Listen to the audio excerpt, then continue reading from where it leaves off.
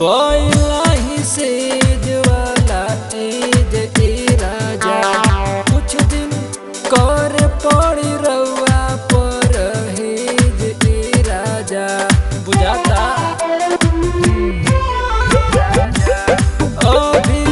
बोला से वाला राजा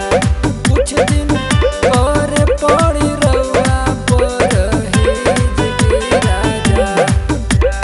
मरद के दर्द सब कैसे जाके लिया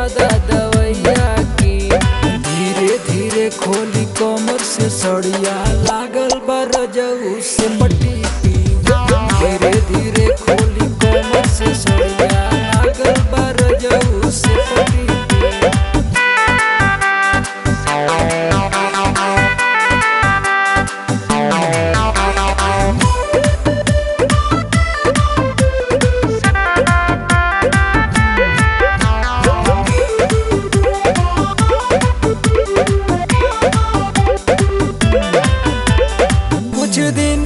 राख समझ के अपन मन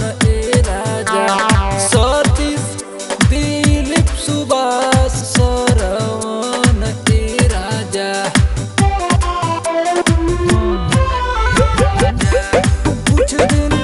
राख समझ के अपन मन राजा सतीश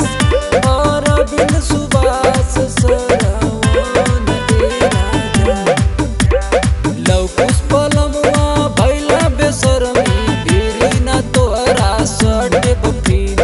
धीरे धीरे खोली कमर से सड़िया लागल बरजऊ से पटी धीरे